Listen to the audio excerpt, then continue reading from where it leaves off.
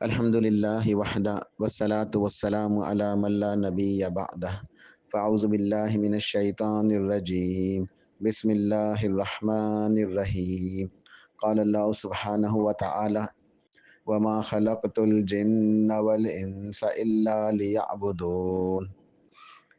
الحمدللہ، اللہ سبحانہ وتعالی کی توفیق سے عقیدہ توحید کے کلاسز کے حوالے سے ہم نے لیول 2 شروع کیا ہے، اور آج کتاب التوحید اس کا انشاءاللہ باقاعدہ چیپٹر 1 پہلا سبق ہم شروع کریں گے۔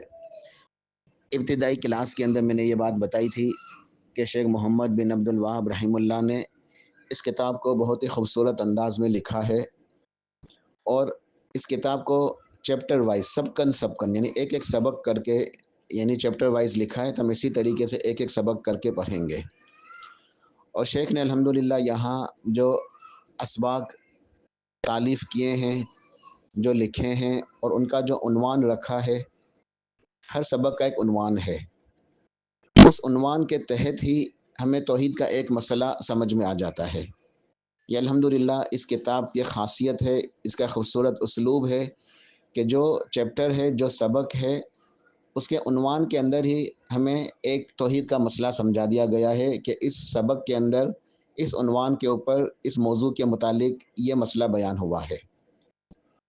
تو آج انشاءاللہ ہم پہلا سبق شروع کریں گے، یا فرسٹ لیسن، یا پہلا چیپٹر، اور اس کا عنوان ہے کہ توحید تمام عبادات کی بنیاد ہے۔ توحید تمام عبادتوں کی بنیاد ہے۔ تو آج انشاءاللہ ہم کتاب التوحید کا یہ پہلا مسئلہ سیکھیں گے کہ اللہ تعالیٰ کی جو توحید ہے وہ تمام عبادتوں کی بنیاد ہے۔ توحید کسے کہتے ہیں، اور اس کی تعریف کیا ہے، اس کی اقسام کیا ہیں، یہ الحمدللہ ہم پچھلی کلاس کے اندر سیکھ چکے ہیں۔ تو ہم انشاءاللہ ہم آگے شروع کرتے ہیں۔ توحید ہمیں سمجھ میں آ چکی ہے الحمدللہ کہ توحید کسے کہتے ہیں، اور توحید کی اقسام بھی۔ اب یہ ہے ہمارا چیپٹر، پہلا مسئلہ کہ توحید تمام عبادتوں کی بنیاد ہے۔ بنیاد کہتے ہیں فاؤنڈیشنز کو۔ کوئی بھی عمارت بنائی جاتی ہے تو اس کے لیے کوئی فاؤنڈیشن ہوتی ہے، بنیادیں، اس کے پلرز ہوتے ہیں، ستون ہوتے ہیں، کہ عمارت قائم ہوتی ہے ستونوں کے اوپر، تو اسے بنیاد کہتے ہیں، فاؤنڈیشنز کہتے ہیں۔ اگر عمارت کی بنیادیں مضبوط ہوتی ہیں، مستحکم ہوتی ہیں، اچھے طریقے سے انہیں تعمیر کیا جاتا ہے، خوب مضبوطی کے ساتھ، تو آگے جو اوپر عمارت قائم ہوتی ہے، تعمیر ہوتی ہے، وہ بھی مضبوط ہوتی ہے، اور اس کا اصل فائدہ حاصل ہوتا ہے۔ لیکن اگر بنیادیں مضبوط نہ ہوں، ان کے اندر کمزوری ہو، کچا پن ہو، خامی ہو، عیب ہو، ان کے اندر کوئی نقص ہو، تو عمارت برقرار نہیں رہ سکتی، وہ زمین بوس ہو جاتی ہے، گر جاتی ہے۔ تو عمارت کے لیے اصل چیز ہے اس کی بنیادیں، بنیادوں کا مضبوط ہونا۔ تو یہ صرف عمارت کی ایک مثال میں نے دی ہے، باقی زندگی کے اندر ہر چیز کے لیے، ہر کام کے لیے، اس کا شروع سے، ابتدا سے اس کی بنیادوں کا اچھا ہونا، مضبوط ہونا، یہ ضروری ہے، یہ مطلوب ہے۔ کسی بھی کام کو کرنے کے لیے جائیں گے تو اس کی بنیادیں مضبوط ہونی چاہیے۔ اگر بنیادیں مضبوط نہیں ہوں گی، ان میں کمزوری ہوگی، تو وہ کام صحیح نہیں ہوتا۔ تو اسی طرح جو عبادت ہے، عبادت کی بھی جو بنیاد ہے وہ اللہ تعالیٰ کی توحید ہے۔ ہمیں توحید بھی سمجھ میں آئی اور بنیاد بھی۔ اب صرف یہ سمجھنا ہے کہ عبادت کسے کہتے ہیں۔ عبادت کو سمجھیں گے انشاءاللہ تو پھر ہمیں یہ مسئلہ سمجھ میں آئے گا، اور ہم آگے چیپٹر شروع کریں گے۔ شیخ الاسلام ابن تیمیہ رحمہ اللہ عبادت کی تعریف کے اندر لکھتے ہیں کہ العبادت ہی اسم جامع لکل ما یحب اللہ تعالی و یرضاہ من الاقوال والاعمال الباطنۃ والظاہرہ، کہ عبادت ہر اس چیز کو کہتے ہیں جو اللہ تعالیٰ کی کو راضی کرنے کے لیے، اللہ تعالیٰ کی رضا کو حاصل کرنے کے لیے، اس کی خوشنودی کو حاصل کرنے کے لیے ایسے اقوال، ایسے افعال، ایسے اعمال جو اللہ تعالیٰ کو محبوب ہیں، پسند ہیں، جن سے اللہ تعالیٰ پیار کرتے ہیں، چاہے وہ ظاہری اعمال ہوں یا وہ باطنی ہوں، یہ عبادت کہلاتی ہے۔ یعنی انسان کے ایسے تمام ظاہری اور باطنی اقوال و افعال و اعمال جو اللہ سبحانہ و تعالیٰ کو محبوب اور پسند ہوں، اللہ کو راضی کرنے کے لیے کیے جائیں، ان تمام امور کو عبادت کہتے ہیں۔ تو شیخ الاسلام ابن تیمیہ رحمہ اللہ نے تعریف بیان کی ہے، اور بہت اچھی تعریف ہے۔ اس کے اندر ایک اور دو چیزیں اور سمجھنے کے لیے ضروری ہیں کہ شیخ نے یہاں جو تعریف بیان کی ہے وہ یہ ہے کہ عبادت ان تمام اقوال کو اور اعمال کو کہتے ہیں، چاہے وہ ظاہری ہوں چاہے باطنی ہوں، جن سے اللہ تعالیٰ راضی ہوتا ہے، خوش ہوتا ہے، جو اللہ کو پسند ہے، اللہ کو محبوب ہے۔ لیکن وہ اعمال اور وہ اقوال، اس کی کچھ اور مزید بھی ضابطے ہیں، کچھ اور بھی شرائط ہیں، اور وہ کیا ہے کہ وہ سنت کے مطابق ہونے چاہیے۔ وہ اعمال، وہ اقوال اللہ تعالیٰ کی بھیجی ہوئی شریعت کے مطابق، یعنی سرتاج رسول پیارے نبی کریم محمد الرسول اللہ صلی اللہ علیہ وآلہ وسلم کی سنت کے عین مطابق ہونے چاہیے، اور وہ اللہ تعالیٰ کو راضی کرنے کے لیے کیے جائیں، یعنی خالصتاً اللہ کے لیے۔ اس کے اندر اخلاص ہونا چاہیے، اخلاص ہونا چاہیے، اور ایک محبت کے ساتھ وہ اعمال ہونے چاہیے، اور عاجزی کے ساتھ، عاجزی اور محبت کے ساتھ وہ اعمال جو انسان اللہ کو راضی کرنے کے لیے کرے، جن سے اللہ تعالیٰ خوش ہوتا ہے، راضی ہوتا ہے، اور وہ سنت کے مطابق ہوں، تو وہ عبادت کہلاتی ہیں۔ جیسے نماز ہے، زکوٰۃ ہے، روزے رکھنا، حج کرنا، زبان کی سچائی، امانت کا ادا کرنا، والدین کے ساتھ نیکی، صلہ رحمی کرنا، وعدوں کو پورا کرنا، نیکی کا حکم دینا، برائی سے روکنا، کفار کے ساتھ، منافقین کے ساتھ جہاد کرنا، اور پڑوسیوں کے ساتھ، یتیموں کے ساتھ، مسکینوں کے ساتھ، ضرورت مندوں کے ساتھ اچھا معاملہ کرنا، احسان کرنا، لوگوں کے حقوق ادا کرنا، مسافروں کے حقوق ادا کرنا، غلاموں کے ساتھ اچھا سلوک کرنا، حتیٰ کہ جانوروں کے ساتھ بھی اچھا سلوک کرنا، نیکی کرنا، اور اسی طرح دعا۔ یہ سب کیا ہے؟ دعا، ذکر، قرآن پاک کی تلاوت، یہ ساری جو میں نے ابھی بیان کی سب یہ عبادتیں ہیں۔ اور یہ مثال کس چیز کی عبادت کی ہے؟ یہ ظاہری طور پہ اعمال ہیں، یہ وہ اعمال ہے جو انسان ظاہری طور پہ سر انجام دیتا ہے۔ اسی طریقے سے قلبی کیفیت ہوتی ہے دل کے اندر، جیسے اللہ تعالیٰ کی محبت ہے، اللہ تعالیٰ کے لیے عاجزی ہے، خشوع و خضوع ہے، اللہ کی محبت، اس کے رسول کریم صلی اللہ علیہ وسلم کی محبت، اور دین اسلام کی محبت، اللہ کے نبی کی، دین اسلام کی محبت، اللہ کا ڈر، اللہ تعالیٰ کا ڈر، خشیت الہی، اللہ کا خوف، اللہ تعالیٰ سے رجوع کرنا، دل کے اندر ایک امید ہونا، اللہ تعالیٰ کے لیے اخلاص ہونا، صبر کرنا، اللہ تعالیٰ کی نعمتوں کے اوپر شکر ادا کرنا، اللہ تعالیٰ کی تقدیر سے راضی رہنا، توکل کرنا، یہ سب مثالیں ہیں۔ توکل، خوف، محبت، رجا، امید، یہ عبادت باطنہ ہے، یہ باطنی اعمال ہیں جو انسان دل سے انجام دیتا ہے، یہ دل کی عبادتیں ہیں۔ نیت، قصد، ارادہ کرنا اللہ تعالیٰ کو راضی کرنے کے لیے، تو ان سب کے لیے کیا ضروری ہے کہ اللہ تعالیٰ سے محبت بھی ہو، اور اللہ تعالیٰ کے آگے عاجزی کا اظہار بھی ہو، انکساری ہو، تواضع ہو۔ تو یہ سب جو ہے یہ عبادت کی اقسام ہیں۔ اہل علم نے عبادت کے حوالے سے بہت عمدہ کلام کیے ہیں، بہت اچھی مثالیں، بہت اچھی باتیں بیان کی ہیں۔ اب ان سب باتوں کا احاطہ کریں گے تو وقت زیادہ ہو جائے گا، میں صرف ایک دو باتیں بتا کے انشاءاللہ آگے چلتے ہیں۔ ہم علماء ذکر کرتے ہیں کہ عبادت کے لیے تین چیزوں کا ہونا ضروری ہے، عبادت کے لیے تین چیزوں کا ہونا وہ ضروری ہے، لازم ہے کہ ایک انسان اللہ تعالیٰ کی عبادت کرتا ہے تو پہلے تو کیا ہے کہ وہ اعمال، وہ اقوال، وہ انسان کے تمام امور جو اللہ کو راضی کرنے کے لیے کیے جائیں، جن سے اللہ تعالیٰ خوش ہوتا ہے، اور وہ سنت کے مطابق ہوں۔ پھر اس کے اندر مزید تین چیزیں اس کے لیے ضروری ہیں، وہ ہے محبت، دوسری چیز خوف، اور تیسری چیز اللہ تعالیٰ سے امید، رجا، اللہ تعالیٰ سے ایک امید ہو۔ تو اللہ تعالیٰ کی محبت ہو، خوف ہو، اور امید ہو، تو یہ چیزیں عبادت کے لیے ضروری ہیں۔ ٹھیک ہے، اگر ایک انسان اللہ تعالیٰ کی عبادت کرتا ہے، اس کے بعد صرف اللہ تعالیٰ کی محبت ہے، اس کے دل کے اندر اللہ کا خوف نہیں ہے، اور دل کے اندر امید بھی نہیں ہے، عاجزی نہیں ہے، انکساری نہیں ہے، تواضع نہیں ہے، تو اس کی عبادت نہیں ہے، یہ گمراہی ہے، یہ عبادت نہیں ہے۔ اگر کوئی شخص صرف اللہ تعالیٰ کے خوف سے عبادت کرتا ہے اللہ کی، اس کے دل میں اللہ کی محبت ہے، نہ امید ہے، تو یہ بھی گمراہی ہے۔ اور ایک ایسا شخص کہ جو صرف ایک امید کے ساتھ اللہ تعالیٰ کی عبادت کرتا ہے، اللہ تعالیٰ سے ڈرتا نہیں ہے، جھکتا نہیں ہے، عاجزی انکساری نہیں ہے، محبت نہیں ہے، صرف امید ہے، تو یہ بھی گمراہی ہے۔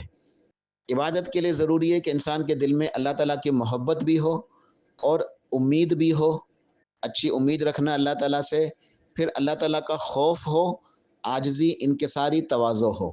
تو جب یہ چیزیں ہوں گی مکمل تو پھر وہ عبادت کہلاتی ہیں،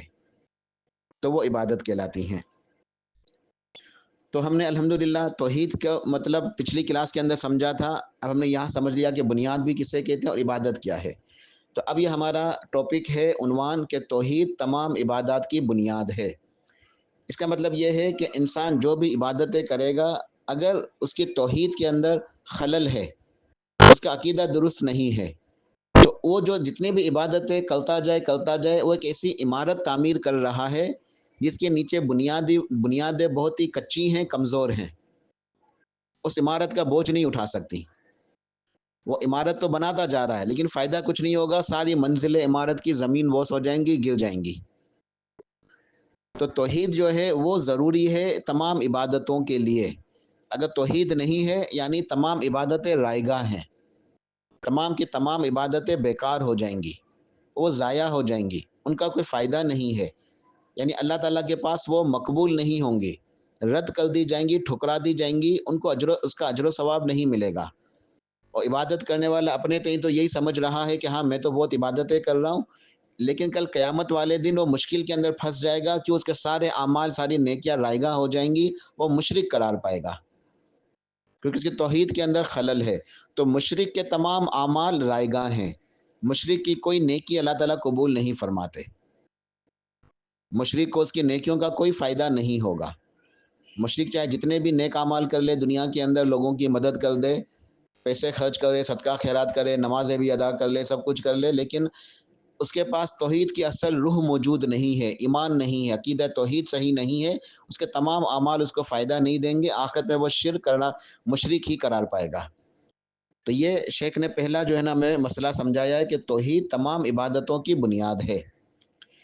اس کی مثال قرآن پاک سے، اچھا یہ شیخ نے یہاں یہ آیت نہیں لکھی، شیخ نے جو آیتیں لکھی ہیں میں انشاءاللہ شروع کرتا ہوں، لیکن ایک سپورٹنگ آیت میں انشاءاللہ، تاکہ مسئلہ اور اچھی طریقے سے ہمیں واضح ہو جائے، یہ سورۃ الزمر کی ایک آیت نوٹ کر لیں سپورٹنگ میں، یہ ہے آیت نمبر 64، آیت نمبر 64 نہیں بلکہ آیت نمبر 65 اور 66، دو آیتیں سورۃ الزمر، آیت نمبر 65 66۔ اللہ پاک نے ارشاد فرمایا وَلَقَدْ أُوحِيَ إِلَيْكَ وَإِلَى الَّذِينَ مِن قَبْلِكَ لَئِنْ أَشْرَكْتَ لَيَحْبَطَنَّ عَمَلُكَ وَلَتَكُونَنَّ مِنَ الْخَاسِرِينَ بَلِ اللَّهَ فَاعْبُدْ وَكُن مِّنَ الشَّاكِرِينَ۔ بہت عظیم آیتیں ہیں توحید کو سمجھنے کے لیے۔ اللہ پاک نے ارشاد فرمایا وَلَقَدْ أُوحِيَ إِلَيْكَ وَإِلَى الَّذِينَ مِن قَبْلِكَ، اے میرے حبیب صلی اللہ علیہ وسلم، بے شک ہم نے آپ کی طرف بھی وحی نازل فرمائی ہے، اور آپ سے پہلے جتنے انبیاء علیہ السلام گزر چکے ہیں، تمام انبیاء اور رسول کی طرف اسی وحی کو نازل کیا تھا، یعنی یہی پیغام دے کے ان کے پاس جبریل آئے تھے اللہ تعالیٰ کا پیغام لے کر، اور وہ وحی کیا تھی؟ لَإِنْ أَشْرَكْتَ، اے گروہ انبیاء، اے میرے نبیوں، اے میرے رسولوں، اگر شرک آپ لوگوں نے بھی کیا، اگر یہ شرک کا گناہ آپ لوگوں سے بھی سرزد ہو گیا، اے میرے نبیوں، اے میرے رسولوں، اگر شرک آپ لوگوں نے بھی کر لیا، اگر میرے کسی نبی نے شرک کیا، اگر میرے کسی رسول نے شرک کیا، لَيَحْبَطَنَّ عَمَلُكَ، تو وہ جان لے کہ ہم ان کے اعمال کو ضائع کر دیں گے۔ لَإِنْ أَشْرَكْتَ لَيَحْبَطَنَّ عَمَلُكَ، اگر آپ نے شرک کیا تو آپ کے اعمال ضرور ضائع ہو جائیں گے۔ لَيَحْبَطَنَّ کے اندر جو لام ہے نا وہ تاکید کے لیے ہے کہ اگر آپ نے شرک کیا تو ضرور آپ کے اعمال ضائع ہو جائیں گے، آپ کی نیکیاں رائگاں ہو جائیں گی۔ اللہ اکبر، کتنی خطرناک بات ہے، کس قدر سخت یہ وعید ہے کہ ایک نبی، اللہ کے نبی، اللہ کے رسول، اللہ کے پیغمبر، اللہ ان سے فرما رہا ہے کہ اگر آپ نے شرک کیا تو آپ کے بھی نیک اعمال، آپ کی بھی نیکیاں، آپ کی بھی حسنات، عمل صالحات سب ضائع ہو جائیں گے، رائگاں ہو جائیں گے، بیکار ہو جائیں گے۔ وَلَتَكُونَنَّ مِنَ الْخَاسِرِينَ، اور ضرور آپ خسارہ اٹھانے والوں میں سے ہو جائیں گے۔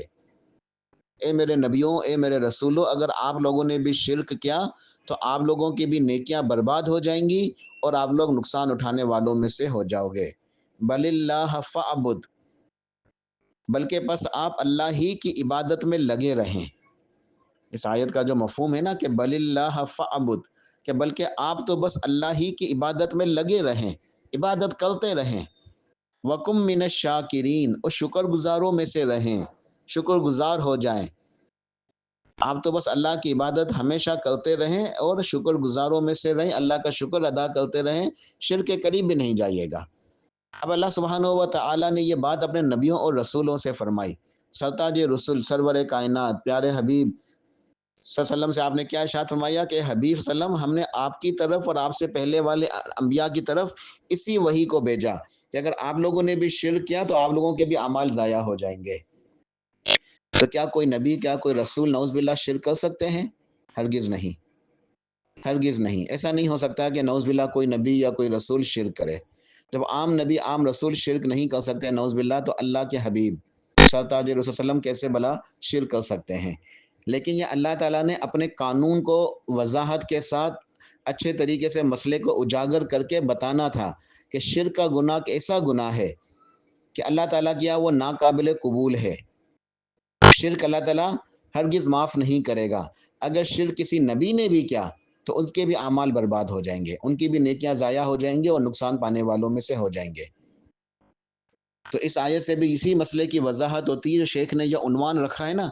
جیسے میں نے بتایا کہ شیخ نے یہ کتاب بہت ہی خوبصورت اسلوب کے اندر لکھی ہے، بہت ہی آسان اور سادہ لفظوں میں توحید کے مسائل کو اچھے طریقے سے سمجھا دیا ہے۔ ایک چھوٹی سی عبارت کے اندر شیخ نے پورا مسئلہ سمجھا دیا کہ توحید تمام عبادات کی بنیاد ہے، کہ تمام عبادتوں کی بنیاد تو توحید ہے۔ اگر توحید نہیں ہے تو نبیوں رسولوں کے بھی اعمال ضائع ہو جائیں گے، ان کی نیکیاں بھی برباد ہو جائیں گی۔ تو یہ شیخ نے جو ہے وہ باب کا عنوان رکھا ہے، جس سے توحید کا مسئلہ سمجھ میں آ گیا۔ اب انشاءاللہ ہم شیخ کی کتاب کی جو نصوص ہے وہ شروع کرتے ہیں۔ شیخ نے سب سے پہلے لکھا ہے سورۃ الذاریات۔ میں نے جیسے پہلے بتایا تھا کہ شیخ نے اس کتاب کے اندر صرف قرآن پاک کی آیت اور احادیث لکھی ہیں، تو بہت ہی یہ پیارا انداز ہے سمجھانے کا کہ ٹاپک عنوان بتا دیا، مسئلہ، تو اس مسئلے کے دلائل میں نیچے قرآن پاک کی آیتیں اور احادیث۔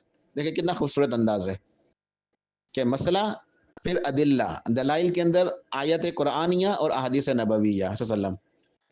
تو مسئلہ کیا ہے؟ مسئلہ شیخ نے یہ بتایا کہ توحید تمام عبادات کی بنیاد ہے۔ اب دلائل کیا ہے؟ اب شیخ یہاں دلائل دے رہے ہیں۔ سب سے پہلے سورۃ الذاریات کی آیت نمبر 56 ہے۔ اللہ پاک نے ارشاد فرمایا وما خلقت الجن والانس الا لیعبدون، اور نہیں پیدا کیا میں نے جنوں کو اور انسانوں کو مگر صرف اس لیے کہ وہ میری عبادت کریں۔ یہاں اللہ تعالیٰ نے نفی فرمائی پہلے کہ میں نے کسی اور کام کے لیے پیدا نہیں کیا، جنات کو اور انسانوں کو کسی اور کام کے لیے نہیں پیدا کیا، پھر اس بات کہ صرف اپنی عبادت کے لیے پیدا کیا۔ یعنی انسان کا جو مقصد حیات ہے وہ صرف اللہ تعالیٰ کی عبادت ہے، اللہ نے اپنی عبادت کے لیے پیدا کیا۔ تو ایک بات یہ یہاں واضح ہوئی۔ دوسری بات کہ الا لیعبدون کا کیا مطلب ہے؟ تو سیدنا عبداللہ بن عباس رضی اللہ عنہما جو مفسر قرآن ہیں، اس امت کے حبر الامہ یعنی کہ علم کے سمندر، تو وہ فرماتے ہیں کہ یہاں مراد الا لیعبدون کی جو تفسیر ہے وہ ہے الا لیوحدون، لیوحدون، لیعبدون کی تفسیر ہے لیوحدون، کہ میں نے جنوں کو اور انسانوں کو تو صرف اس لیے پیدا کیا کہ میری توحید کا اعلان کریں، میری توحید کا اقرار کریں، توحید کو اختیار کریں۔ یعنی انسان اور جنات کی پیدائش کا مقصد اللہ تعالیٰ کی توحید ہے۔ تو یہ ایک بات یہاں واضح ہوئی کہ انسان اور جنات کی پیدائش کا جو مقصد ہے، ہمارا مقصد حیات، وہ اللہ تعالیٰ کی توحید ہے، توحید کو اختیار کرنا اور شرک سے بچنا۔ ٹھیک ہے؟ اچھا، اب یہاں اللہ نے جو نفی اور اثبات فرمائے نا، کے ساتھ جو بات ارشاد فرمائی ہے کسی اور کام کے لیے پیدا نہیں کیا، تو یہاں بھی سمجھنے کے لیے کچھ باتیں ہیں جو ضروری ہیں۔ وہ یہ ہیں کہ اب یہاں جو مفہوم ہے عبادت کا، اس کا کیا مطلب ہے، کہ عبادت کا کیا مفہوم ہے؟ الا لیعبدون، اس کا ایک مفہوم تو یہ پتا چلا، سیدنا عبداللہ بن عباس نے بیان کیا رضی اللہ عنہما کہ الا لیوحدون، کہ اللہ تعالیٰ کی توحید۔ ایک مفہوم تو یہ پتا چلا کہ یہاں تو عبادت سے مراد توحید ہے، کہ اللہ تعالیٰ نے اپنی توحید کے لیے پیدا کیا۔ دوسری بات، عبادت سے یہاں معنی ایک اور بھی مراد ہے، اور وہ ہے بندگی، اطاعت، اللہ تعالیٰ کی بندگی کرنا، اللہ تعالیٰ کی اطاعت کرنا۔ اللہ نے پیدا کیا ہے اپنی بندگی کے لیے، اپنی اطاعت کے لیے، کیونکہ یہ اللہ تعالیٰ نے باقی کاموں کی نفی فرمائی ہے۔ تو کیا انسان پھر ہر وقت مصلی بچھائے اور لا الہ الا اللہ، اللہ کا ذکر کرتا رہے، نماز، رکوع، سجدے؟ نہیں، صرف نماز پڑھنا یہ عبادت نہیں ہے۔ یہ عبادت بہت ہی گہرے معنی کے اندر ہے، بہت وسیع معنوں میں ہے۔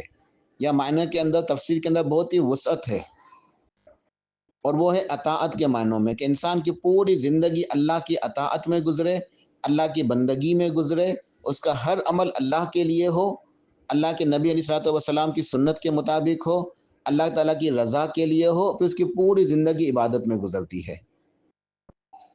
یہاں اللہ نے اگر صرف ہم یہ مفہوم سمجھیں کہ عبادت کا کہ صرف نماز، روزہ، حج، زکوٰۃ وغیرہ، پھر انسان دنیا کے کام کاج کیسے کرے گا؟ دنیا کی معیشت کیسے چلے گی؟ رہن سہن، معاملات، معاشرت، شادی، بیوی، بچے، یہ سب کیسے ہوں گے؟ یہ پورا نظام کیسے چلے گا؟ انسان تو ہمیشہ پہ مصلی لے کے بس اللہ کی عبادت کرتا رہے گا۔ یہ تو رہبانیت پچھلی جو ہے نا وہ اقوام کے اندر تھی، کہ کچھ لوگ اپنے آپ کو خالص کر دیتے تھے اللہ تعالیٰ کی عبادت کے لیے، پھر نہ وہ شادی کرتے تھے، نہ ان کا کوئی گھر بار ہوتا تھا، پھر وہ اپنی جو ہے وہ خانقاہوں کے اندر، یا اپنے چرچ کے اندر، اپنے گرجا گھروں کے اندر، یا جنگلوں ویرانوں کے اندر کوئی جگہ مخصوص کر کے بس ایک کٹیا بنا کے ہر وقت اللہ کی عبادت کرتے رہتے۔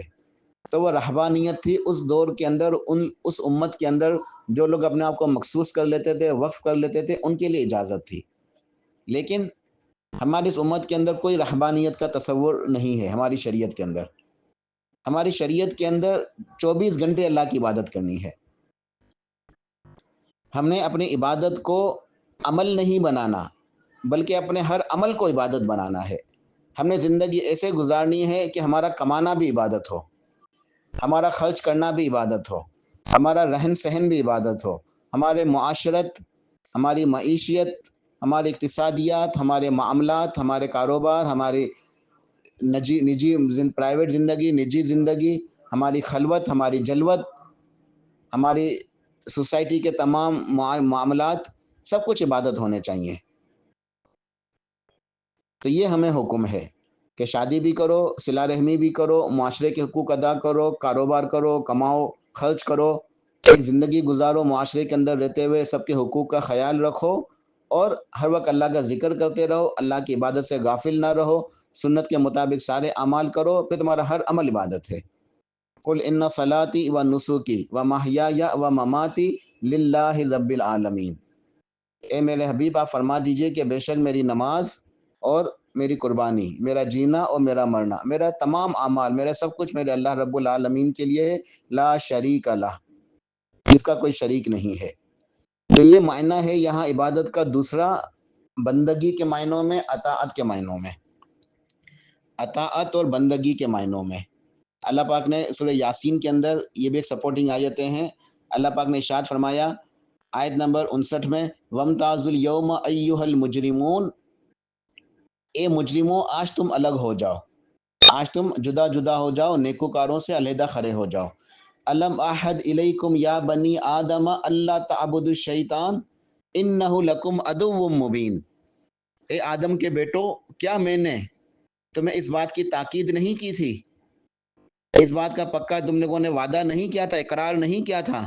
تمہیں یہ بات نہیں بتائی گئی تھی کہ تم شیطان کی عبادت نہ کرنا، لا تعبدوا الشیطان؟ تو یہاں جو شیطان کی عبادت کا جو تذکرہ ہے وہ بھی اطاعت کے معنوں میں ہے، کہ کوئی شیطان کی عبادت نہیں کرتا کہ شیطان کو سجدے کر رہا ہے، بلکہ جو لوگ اللہ کے راستے پہ نہیں چلتے وہ شیطان کی اطاعت کرتے ہیں، تو گویا وہ شیطان کی بندگی کر رہے ہیں۔ تو یہاں انہیں اللہ تعالیٰ نے مجرم قرار دیا، اے مجرموں آج تم الگ ہو جاؤ۔ کیا میں نے تمہیں اس بات کی تاکید نہیں کی تھی، نہیں بتایا تھا کہ تم شیطان کی عبادت نہ کرنا؟ بلا شبہ وہ تمہارا کھلا ہوا دشمن ہے۔ وَأَنِ اعْبُدُونِی، اور یہ کہ میں نے حکم دیا تھا کہ میری ہی عبادت کرنا، اور تم میری ہی عبادت کرنا، میری ہی بندگی کرنا، میری اطاعت کرنا۔ ھذا صراط مستقیم، یہ ہے سیدھا راستہ، صراط مستقیم۔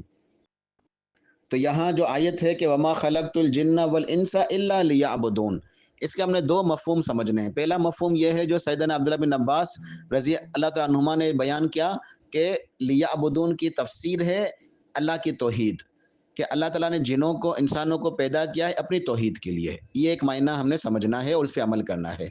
دوسرا معنی جو ہم نے سمجھنا ہے اور عمل کرنا ہے وہ یہ ہے کہ عبادت کا معنی ہے اللہ کی مکمل اطاعت، مکمل بندگی، مکمل فرما برداری۔ تو زندگی کے اندر ہم اللہ تعالیٰ کی مکمل فرما برداری کرتے رہیں، اللہ کی رضا کے لیے اللہ کے حکم کے مطابق کمائیں، تو ہمارا کمانا عبادت، ماں باپ کے اوپر، بیوی بچوں کے اوپر، گھر والوں کے اوپر، بہن بھائیوں کے اوپر خرچ کریں تو یہ عبادت، ٹھیک ہے۔ تو ہمارے تمام رہن سہن، تمام معاملات جو ہیں زندگی کے، وہ سب عبادت۔ تو ہم نے ہر وقت اللہ کی عبادت کرنی ہے۔ پھر ایسا ہوگا کہ بندہ سو رہا ہے تو اللہ کی عبادت میں ہے، یعنی فرشتے اس کے لیے اجر و ثواب لکھ رہے ہیں، کیونکہ وہ اس نیت سے سویا ہے کہ میں عبادت کر کے تھک چکا ہوں، اب اللہ ہی کا حکم ہے کہ میں آرام کروں، اب میں دوبارہ سے اٹھوں گا، پھر مجھے توانائی ملے گی، طاقت ملے گی، پھر میں عبادت میں مصروف ہو جاؤں گا۔ تو اس کا سونا بھی عبادت، اس کا کھانا پینا بھی عبادت، کہ انسان کھاتا ہے پیتا ہے، توانائی ملتی ہے، طاقت ملتی ہے، اس توانائی کو، طاقت کو اللہ کی عبادت کے، نیکی کے کاموں میں خرچ کروں گا۔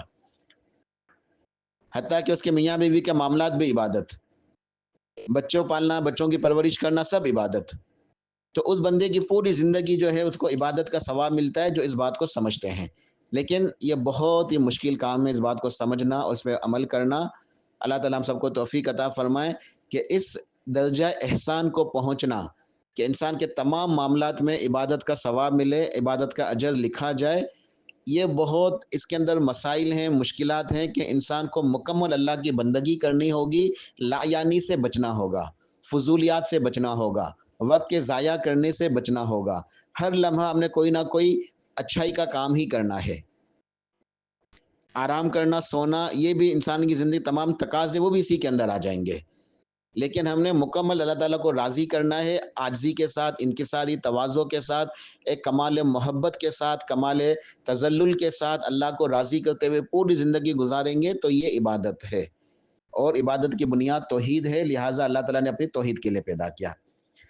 تو یہ آیت کی تفسیر مکمل ہوئی، شیخ نے یہ پہلی دلیل لکھی ہے۔ آگے شیخ لکھتے ہیں سورہ نحل کی آیت نمبر 36، ارشاد فرمایا وَلَقَدْ بَعَثْنَا فِي كُلِّ أُمَّةٍ رَسُولًا أَنِ اعْبُدُوا اللَّهَ وَاجْتَنِبُوا الطَّاغُوتَ، کہ ہم نے ہر امت میں رسول بھیجا کہ لوگوں، رسول کیا کہتے ہیں؟ لوگوں کو، اپنی امت کو حکم دیتے ہیں کیا؟ اے لوگوں، ان اعبدوا اللہ، صرف ایک اللہ کی عبادت کرو، ایک اللہ کی عبادت کرو، یعنی اس کی توحید کو اختیار کرو۔ وَاجْتَنِبُوا الطَّاغُوتَ، اور طاغوت کی بندگی سے بچو۔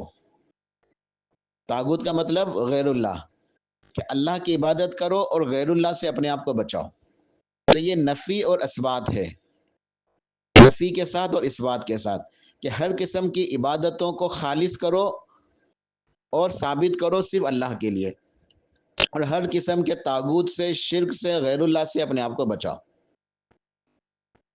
تو یہ ہر نبی کا، ہر رسول کو بھیجنے کا مقصد یہی تھا۔ اس دنیا میں انبیاء اور رسول آئے تو ان کی اولین جو دعوت تھی نبیوں رسولوں کی، اور سب سے بنیادی دعوت اور پہلی دعوت یہی تھی کہ اللہ کی خالص بندگی کرو اخلاص کے ساتھ، اور اپنے آپ کو طاغوت سے بچاؤ۔ طاغوت کہتے ہیں غیر اللہ، جس کی اللہ کے سوا عبادت کی جائے اور وہ اس عبادت سے راضی ہو۔ اب اس کی بہت تفسیر یعنی کہ ہے، اب اس میں زیادہ جائیں گے تو بات درس بہت لمبا ہو جائے گا۔ بہرحال نقطہ یہ ہے توحید کو سمجھنے کے لیے کہ ہم نے غیر اللہ کی عبادت سے اپنے آپ کو بچانا ہے، یعنی شرک سے بچنا ہے۔ آسان اس کا مطلب یہ ہے مفہوم کہ ہر امت کے اندر رسولوں کو بھیجا گیا کہ وہ رسول حکم دیتے تھے اللہ کی عبادت کرو، عبادت کو خالص کرو اللہ کے لیے، اور شرک سے بچو۔ اس آیت سے مراد ہے۔ اس کے بعد اگلی آیت شیخ نے لکھی ہے سورۃ الاسراء کی آیت نمبر 23، سورۃ الاسراء آیت نمبر 23، وَقَضَىٰ رَبُّكَ أَلَّا تَعْبُدُوا إِلَّا إِيَّاهُ وَبِالْوَالِدَيْنِ إِحْسَانًا، اور تیرے رب نے فیصلہ کر دیا ہے کہ تم صرف اور صرف اسی کی ہی بندگی کرو، اور والدین کے ساتھ حسن سلوک کرو، نیکی کرو، اچھا معاملہ کرو۔ اچھا، اب یہاں جو اس آیت کے اندر ایک نقطہ ذرا اہم ہے سمجھنے کے لیے، کہ جو تصوف والے صوفی حضرات ہیں وہ یہاں اس آیت کی تحریف کرتے ہیں۔ وہ کیا تحریف کرتے ہیں؟ وہ یہ کہتے ہیں کہ وَقَضَىٰ رَبُّكَ أَلَّا تَعْبُدُوا إِلَّا إِيَّاهُ، اس کا معنی وہ تحریف کرتے ہوئے یہ بناتے ہیں کہ تمہارے رب کا یہ فیصلہ ہے کہ تم صرف اسی کی ہی عبادت کرو گے، ذرا دیکھیں لفاظ ہی دیکھیں، ذرا توجہ کے ساتھ سنیے اس مسئلے کو۔ اہل تصوف جو ہیں صوفی حضرات، وہ کیا کہتے ہیں کہ تمہارے رب نے فیصلہ کر دیا ہے کہ تم صرف اسی کی ہی عبادت کرو گے۔ وہ یہ ترجمہ کرتے ہیں اپنے مریدین کو، جن کو وہ غلط گمراہی کے راستوں پہ چلاتے ہیں، کیا سمجھاتے ہیں کہ تمہارے رب کا فیصلہ یہی ہے کہ تم اسی کی ہی عبادت کرو گے، لہٰذا تم شرک نہیں کر سکتے، یہ تمہارے رب کا فیصلہ ہے کہ تم اسی کی عبادت کرو گے۔ تب جو شخص جو بھی کر رہا ہے، کسی بھی طرح کسی کی بھی عبادت کر رہا ہے، وہ حقیقت میں اللہ کی عبادت کر رہا ہے، یہ شرک نہیں ہے۔ کوئی قبروں کے آگے جھک رہا ہے، کوئی حرج نہیں ہے، وہ اللہ ہی کی عبادت کر رہا ہے۔ حتیٰ کہ کوئی اگر بت کے آگے جھک رہا ہے تو وہ بت بھی اللہ ہے۔ عقیدہ وحدت الوجود، وہ یہاں سے اپنی عقیدہ وحدت الوجود کو ثابت کرنا چاہتے ہیں کہ تم کسی کی بھی عبادت کرو، وہ اللہ کی عبادت ہے۔ حتیٰ کہ ایسی ایسی غلیظ باتیں ان کی کتابوں کے اندر لکھی ہوئی ہیں کہ ایک جگہ پہ تو یہ بھی لکھا ہوا ہے کہ اگر کوئی شخص کسی چپل کو، کوئی جوتا اپنے آگے رکھے، اس کو سجدہ کرے، تو اسے بھی کچھ نہ کہو، کیونکہ وہ اصل میں نعوذ باللہ اس جوتے کی، چپل کی عبادت نہیں کر رہا، وہ اللہ ہی کی عبادت کر رہا ہے، کیونکہ اس چپل، اس جوتے کے اندر بھی وجود اللہ کا ہے، نعوذ باللہ۔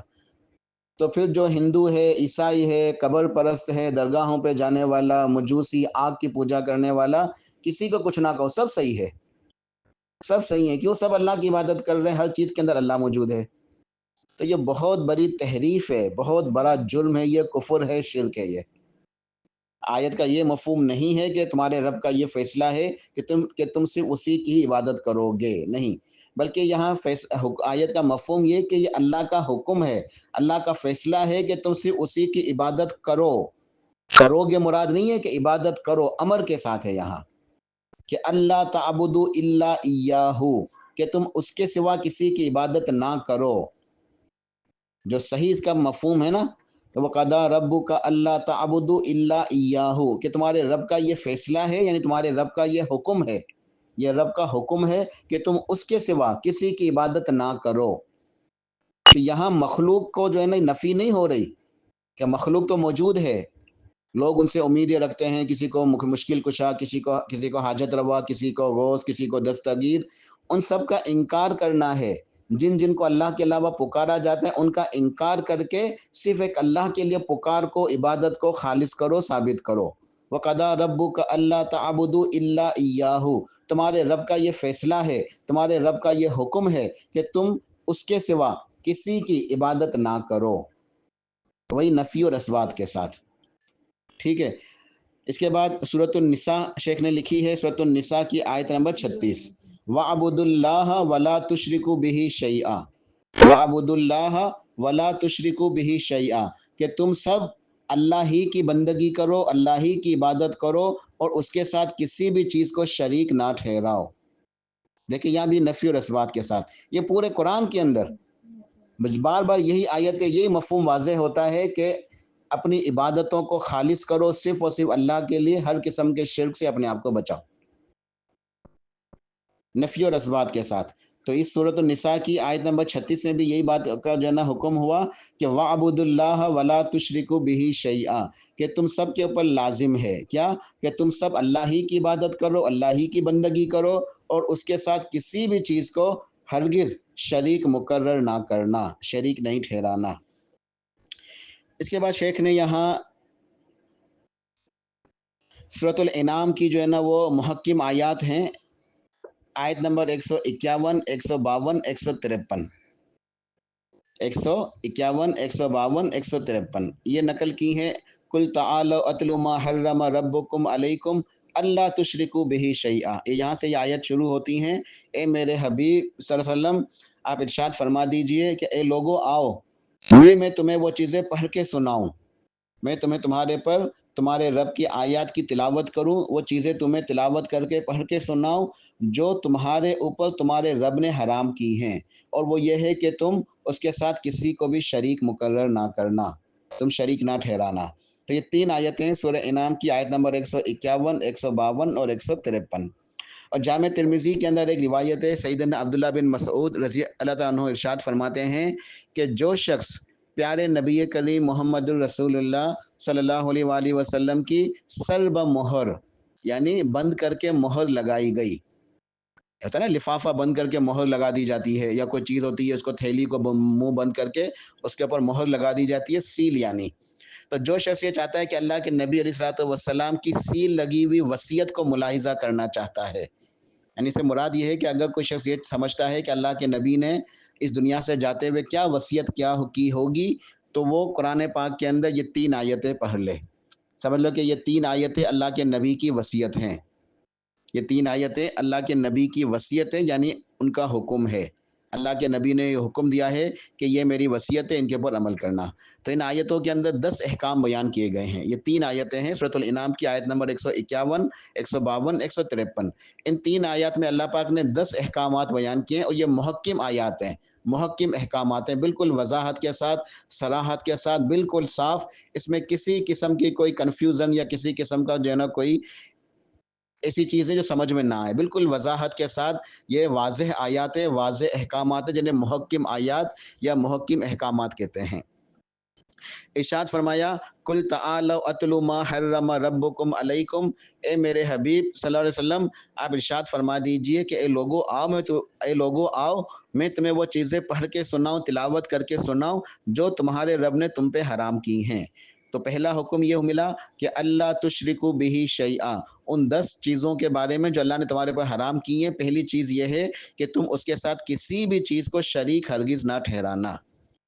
وبالوالدین احسانا، دوسرا حکم کہ اپنے والدین کے ساتھ حسن سلوک کرنا، نیکی کرنا، ان کا اچھے طریقے سے ان کے ساتھ گزر بسر کرنا، ان کے حقوق ادا کرنا، ان کے والدین کے حقوق کو ادا کرنا، ان کی خدمت کرتے رہنا۔ تیسرا حکم وَلَا تَقْتُلُوا أَوْلَادَكُم مِّنْ إِمْلَاقٍ نَحْنُ نَرْزُقُكُمْ وَإِيَّاهُمْ، کہ اپنی اولاد کو مفلسی کے ڈر سے قتل نہ کرنا، کیونکہ تمہیں بھی اور ان کو بھی روزی تو ہم ہی دیتے ہیں، یعنی کہ یہ اس ڈر سے کہ یہ جوان ہوگی اولاد، اسے کھلانا پڑے گا، اسے قتل نہ کر دو۔ اس سے پہلے زمانے جاہلیت کے اندر بچیاں پیدا ہوتی تھی، انہیں زندہ دفنا دیا جاتا تھا، تو اللہ نے منع فرما دیا کہ یہ حرام ہے، جائز نہیں ہے اپنی اولاد کو قتل نہ کرنا۔ چوتھا حکم ارشاد فرمایا وَلَا تَقْرَبُوا الْفَوَاحِشَ مَا ظَهَرَ مِنْهَا وَمَا بَطَنَ، کہ تم فحش کاموں کے، بے حیائی کے، بے شرمی کے کاموں کے نزدیک بھی نہ جانا۔ یہ نہیں فرمایا کہ بے حیائی کے کام نہیں کرنا، بلکہ بے حیائی کے، بے شرمی کے کاموں کے نزدیک بھی نہ جانا، ان کے قریب بھی نہ جانا، چاہے وہ اعلانیہ کام ہو یا پوشیدہ۔ ہر قسم کی بے حیائی سے، برائی سے، منکرات سے اپنے آپ کو بچانا۔ پانچواں وَلَا تَقْتُلُوا النَّفْسَ الَّتِي حَرَّمَ اللَّهُ إِلَّا بِالْحَقِّ ذَلِكُمْ وَصَّاكُمْ بِهِ لَعَلَّكُمْ تَعْقِلُونَ، کہ جسے قتل کرنا اللہ تعالیٰ نے حرام ٹھہرایا ہے، اسے قتل نہ کرنا مگر حق اور جائز طریقے سے، یعنی اس کے الگ مسائل ہیں کہ کسی شخص کو معاشرے میں کیوں قتل کیا جائے گا۔ یہ ہوتا ہے کہ وہ قتل کے بدلے قتل، خون کے بدلے خون، یا جو زنا کرتے ہیں شادی شدہ انہیں رجم کیا جاتا ہے، یا کوئی مسلمان جو ہے مرتد ہو جائے، تو یہ سارے ریاست کی ذمہ داریاں ہیں، ریاست حاکم کے ذمے ہیں، عام لوگوں کے لیے نہیں ہے۔ تو بہرحال یہ 3 صورتیں ہوتی ہیں کسی کو بھی قتل کرنے کے لیے، کہ وہ یا تو شادی شدہ ہو کے زنا کرے، یا مرتد ہو جائے، یا وہ کسی کو قتل کرے، اس کے بدلے میں اسے قتل کرنا ہوگا۔ تو یہ 3 جائز صورتیں ہیں، مگر یہ سزائیں ہیں اور یہ حاکم کا کام ہے، ریاست کی ذمہ داری ہے۔ تو اللہ نے فرمایا کہ کسی کو بھی قتل نہ کرنا، اور اللہ تعالیٰ نے تمہیں ان باتوں کی وصیت کی ہے، ہدایت کی ہے، تاکہ تم عقل سے کام لو، تاکہ تم عقل سیکھو۔ آگے ارشاد فرمایا، یہ آیت نمبر 151 ہے، 152 میں ارشاد فرمایا وَلَا تَقْرَبُوا مَالَ الْيَتِيمِ إِلَّا بِالَّتِي هِيَ أَحْسَنُ حَتَّى يَبْلُغَ أَشُدَّهُ، اور دیکھو یتیم کے مال کے قریب بھی نہ جانا مگر ایسے طریقے سے جو انتہائی بہترین اور پسندیدہ ہو، یہاں تک کہ وہ یتیم اپنی جوانی کی عمر کو پہنچ جائے۔ یعنی یتیموں کے مال نہ کھانا، اگر تمہیں یتیموں کے اوپر کفالت کا ذمہ داری مل گئی ہے اور اس کے پاس کچھ مال ہے، تو تم اس کے مال کی حفاظت کرنا، اسے کھا نہ جانا، یعنی یتیم کے ساتھ اچھا سلوک کرنا، اس کے مال کو نہ کھانا، اس کے ساتھ نیکی کرنا، حتیٰ کہ وہ یتیم بالغ ہو جائے، جوان ہو جائے۔ یہ 6 احکامات ہو گئے۔ 7واں حکم ہے، اللہ پاک نے ارشاد فرمایا وَأَوْفُوا الْكَيْلَ وَالْمِيزَانَ بِالْقِسْطِ لا نکلف نفسا الا وسعها، اللہ پاک نے ارشاد فرمایا کہ انصاف کے ساتھ ناپ تول پورا کرو، انصاف کے ساتھ ناپ تول پورا کرنا، ہم کسی جان کو اس کی طاقت سے بڑھ کے مکلف نہیں کرتے۔ 8واں حکم وَإِذَا قُلْتُمْ فَعْدِلُوا، ولو کان ذا قربا۔ آٹھواں حکم یہ ہے کہ تم جب بھی بات کرنا تو انصاف ہی کی بات کرنا، خواہ وہ معاملہ اپنے قریبی رشتہ دار ہی کا ہی کیوں نہ ہو۔ یعنی کسی ایک کی طرف جھکاؤ سے کام نہ لینا، جانبدار نہ ہو جانا، کسی ایک جانب جھک جاؤ۔ تمہارے پاس اگر کوئی معاملہ آئے، کسی معاملے میں تمہیں بات کرنی ہے، دو فریقوں میں کوئی اختلاف ہے، تو تم حق کی بات کرنا، انصاف کی بات کرنا، خواہ اپنا رشتہ دار ہو یا کوئی بھی ہو، اس کی طرف جھک نہ جانا، اس کی طرف مائل نہ ہو جانا، جانبداری سے کام نہ لینا، ظلم زیادتی نہ کرنا، بلکہ ہمیشہ بات کہنا تو انصاف کی بات کرنا، عدل کی بات کرنا، حق کی بات کہنا۔ وَبِعَهْدِ اللَّهِ أَوْفُوا ذَلِكُمْ وَصَّاكُمْ بِهِ لَعَلَّكُمْ تَذَكَّرُونَ۔ نواں حکم یہ کہ اللہ تعالیٰ کے عہد کو پورا کرو۔ یہ عہد کون سا ہے؟ یہ اللہ تعالیٰ کی توحید کا وعدہ۔ آیات کی ابتدا بھی ہوئی کہ اللہ تعالیٰ کے ساتھ کسی کو شریک نہ ٹھہرانا، اختتام میں بھی توحید کی تلقین کہ جو توحید کا وعدہ الست بربکم، عہد الست کے اللہ تعالیٰ نے تمام روحوں کو نکالا تھا اس دنیا کو بنانے سے پہلے، اور ان سے وعدہ لیا تھا کہ کیا میں تمہارا رب نہیں ہوں؟ تو سب روح نے اللہ تعالیٰ سے وعدہ کیا تھا، اے اللہ ہم اقرار کرتے ہیں تو ہی ہمارا رب ہے، اور جب تو ہمیں دنیا کے اندر بھیجے گا ہم تیری ہی عبادت کریں گے اور تیرے ساتھ کسی کو شریک نہیں ٹھہرائیں گے۔ تو یہاں یہی وعدہ مراد ہے کہ اللہ تعالیٰ کے عہد کو پورا کرو، توحید کے وعدے کو پورا کرو۔ اللہ تعالیٰ نے تمہیں ان باتوں کی وصیت کی ہے، ہدایت کی ہے، تاکہ تم یاد رکھو، ہدایت پالو۔ آخری آیت نمبر 153، وَأَنَّ هَذَا صِرَاطِي مُسْتَقِيمًا فَاتَّبِعُوهُ وَلَا تَتَّبِعُوا السُّبُلَ فَتَفَرَّقَ بِكُمْ عَنْ سَبِيلِهِ ذَلِكُمْ وَصَّاكُمْ بِهِ لَعَلَّكُمْ تَتَّقُونَ۔ اور بے شک یہ میرا راستہ سیدھا ہے، یعنی اللہ کے نبی ارشاد فرما دیں اپنی امتیوں سے کہ بے شک یہ میرا سیدھا راستہ ہے، یعنی صراط مستقیم، کتاب و سنت کا راستہ، اتباع سنت کا راستہ، تم اسی راستے پہ چلو، میرے راستے کے نقش قدم پہ، یعنی صراط مستقیم، اتباع سنت کا راستہ جو قرآن و حدیث کا راستہ ہے، کتاب و سنت کے راستے پہ چلو، اس سے چھوڑ کر دوسری راہوں پہ نہ چلنا، وہ تمہیں اللہ کے راستے سے دور کر دیں گی۔ یعنی کتاب و سنت کا جو راستہ ہے یہی صراط مستقیم ہے، اور یہ اللہ کا راستہ ہے، اسی راستے پہ چل کے کامیابی ہے، جنت ہے۔ تم اسی راستے پہ چلتے رہنا، اس راستے کو چھوڑ کے لیفٹ رائٹ ادھر ادھر دائیں بائیں اور راستوں پہ نہ چلنا۔ ہر راستے پہ شیطان بیٹھا ہے، وہ تمہیں گمراہ کر دے گا، وہ تمہیں اللہ کے راستے سے دور کر دیں گے، یہ اللہ کے راستے سے دور کر دیں گی یہ دوسرے جو راستے ہیں۔ تو اللہ تعالیٰ نے تمہیں ان باتوں کی وصیت ہدایت کی ہے تاکہ تم نیک بن جاؤ، پرہیزگار بن جاؤ۔ تو شیخ نے یہاں جو ہے نا یہ قرآن پاک کی آیتیں لکھی تھی جو ہم نے مکمل کی الحمدللہ۔ اب ایک آخری حدیث جو شیخ نے نقل کی ہے، یہ حدیث کے اوپر کہ ہمارا چیپٹر مکمل ہو جائے گا۔ صحیح بخاری صحیح مسلم کی متفق علیہ حدیث ہے، اور یہی حدیث ہے جس حدیث کے اندر جو ہے اللہ کا حق بیان ہوا ہے، تو اسی کے موضوع کے اوپر شیخ محمد بن وہاب رحمہ اللہ نے اس کتاب کا نام لکھا ہے کہ کتاب التوحید الذی هو حق اللہ علی العبید، کہ توحید کی کتاب کا بیان وہ توحید جو اللہ کا حق ہے اپنے بندوں کے اوپر۔ تو انشاءاللہ یہ آخری حدیث پڑھتے ہیں ہم۔ سیدنا معاذ بن جبل رضی اللہ عنہ اس کی روایت کرتے ہیں، ٹھیک ہے، وہ راوی ہیں، وہ فرماتے ہیں کہ کنت ردیف النبی صلی اللہ علیہ وسلم علی حمار فقال لی یا معاذ اتدری ما حق اللہ علی العباد وما حق العباد علی اللہ؟ قلت اللہ ورسولہ اعلم۔ قال حق اللہ علی العباد ان یعبدوہ ولا یشرکوا بہ شیئا وحق العباد علی اللہ الا یعذب من لا یشرک بہ شیئا۔ سیدنا معاذ بن جبل ارشاد فرماتے ہیں کہ ایک دفعہ میں نبی کریم صلی اللہ علیہ وسلم کے ساتھ سواری کے اوپر، گدھے کے اوپر سوار تھا، تو آپ علیہ الصلوۃ والسلام نے مجھ سے ارشاد فرمایا، اے معاذ کیا تم جانتے ہو کہ اللہ کا بندوں پر کیا حق ہے اور بندوں کا اللہ پر کیا حق ہے؟ میں نے عرض کیا اللہ تعالیٰ پھر اللہ کے رسول صلی اللہ علیہ وسلم ہی بہتر جانتے ہیں۔ تو آپ نے ارشاد فرمایا کہ اللہ تعالیٰ کا بندوں کے اوپر یہ حق ہے کہ وہ بندے اللہ ہی کی عبادت کریں اور اس کے ساتھ کسی کو بھی شریک نہ ٹھہرائیں۔ یعنی یہ توحید اللہ کا حق ہے کہ بندے اللہ کی توحید کو اختیار کریں، اللہ کی عبادت کریں اور شرک نہ کریں۔ یہ توحید ہے، یہ اللہ کا حق ہے، یہ توحید اللہ کا حق ہے۔ اور پھر فرمایا کہ بندوں کا حق اللہ کے ذمے کیا ہے۔ دیکھیں اللہ تعالیٰ کتنا مہربان ہے، کتنا رحیم ہے، کتنا کریم ہے۔ بندوں کا یہ حق اللہ نے خود اپنی رحمت سے یہ اللہ تعالیٰ کی رحمت کا پہلو ہے، یاد رکھیے گا اس حدیث کی تفسیر کے اندر، کہ جو بندوں کا حق ہے نا اللہ کے ذمہ، وہ اللہ نے اپنی رحمت سے خود اپنے اوپر خود اپنی رحمت سے رکھا ہے، ورنہ کوئی نعوذ باللہ ثم نعوذ باللہ اللہ کو مجبور نہیں کر سکتا کہ زبردستی نہیں یہ تو میرا حق ہے اللہ تعالیٰ آپ نے دینا ہی دینا ہے۔ کوئی نعوذ باللہ اللہ تعالیٰ سے الجھ نہیں سکتا، بحث نہیں کر سکتا، پریشرائز نہیں کر سکتا، نعوذ باللہ ثم نعوذ باللہ۔ یہ تو اللہ تعالیٰ کی مہربانی ہے، اس کا عفو و درگزر ہے، اپنے بندوں کے ساتھ وہ لطف و کرم فرماتا ہے، پیار فرماتا ہے، محبت فرماتا ہے، مہربانی فرماتا ہے، انہیں نوازتا ہے۔ یہ اللہ تعالیٰ کی رحمت ہے، اللہ کا فضل ہے، اس کا احسان ہے کہ اس پروردگار نے اپنے اس بندوں کے حق کو خود اپنے ذمے رکھ لیا، ورنہ کوئی ایسا ہے نہیں کہ اللہ کے ذمے کوئی چیز رکھ سکے۔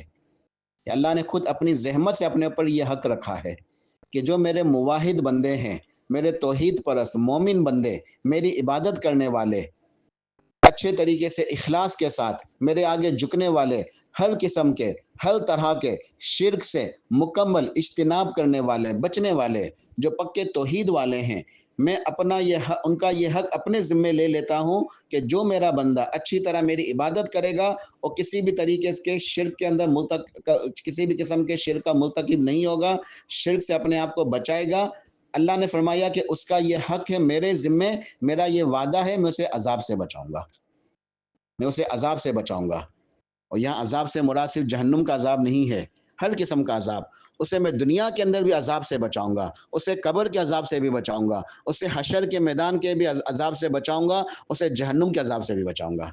جو میری توحید کا حق ادا کرے گا، میرا جو بندہ، اللہ تعالیٰ فرماتا ہے میرا جو بندہ میری توحید کا حق ادا کرے گا، توحید کو مکمل کرے گا، اس کے تقاضوں کو پورا کرے گا، اس کے مطابق زندگی گزارے گا، ہر قسم کے طاغوت سے بچے گا، اس کا انکار کرے گا، غیر اللہ کا رد کرے گا، اس کو ٹھکرائے گا، ہر قسم کے شرک سے بچے گا، میں نے اس کا یہ حق اپنے ذمے لے لیا ہے، یہ اس کا حق ہے، اب یہ میرے بندے کا حق ہے، میرے ذمے ہے کہ میں اسے ہر طرح کے دنیا کے عذاب سے بھی بچاؤں گا، قبر کے عذاب سے بھی بچاؤں گا، آخرت کے عذاب سے بھی بچاؤں گا، جہنم کے عذاب سے بھی بچاؤں گا، اسے سلامتی کے ساتھ بغیر حساب کتاب کے اپنی رحمت سے اپنی جنت میں داخل کروں گا۔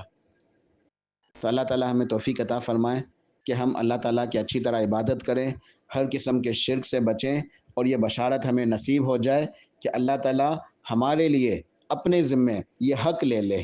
اللہ تعالیٰ سے دعا کر دے کہ یا اللہ تو الہ العالمین ہے، تو رب العالمین ہے، تجھے تیرے رب العالمین ہونے کا واسطہ ہے، تجھے تیرے الہ العالمین ہونے کا واسطہ ہے، ہم تیرے گنہگار بندے ہیں، حقیر بندے ہیں، تو ہمیں توفیق عطا فرما، ہم خالص تیری عبادت کریں، تو ہمیں توفیق عطا فرما، ہمیں شرک سے بچا لے، اور ہمارا یہ حق تو اپنے ذمے لے لے کہ ہمیں تو گناہ دنیا کے اندر بھی ہمیں عذاب سے بچا لے، اے ارحم الراحمین تو ہمیں قبر کے اندر بھی عذاب سے بچا لے، یا رب العالمین، یا ارحم الراحمین، یا اکرم الاکرمین تو ہمیں جہنم کے عذاب سے بھی بچا لے، ہمیں دنیا آخرت کی ساری بلائیاں نصیب فرما دے، ہمیں جہنم کے عذاب سے بچا لے، آمین برحمتک یا ارحم الراحمین۔ سبحان ربک رب العزت عما یصفون وسلام علی المرسلین والحمد للہ رب العالمین۔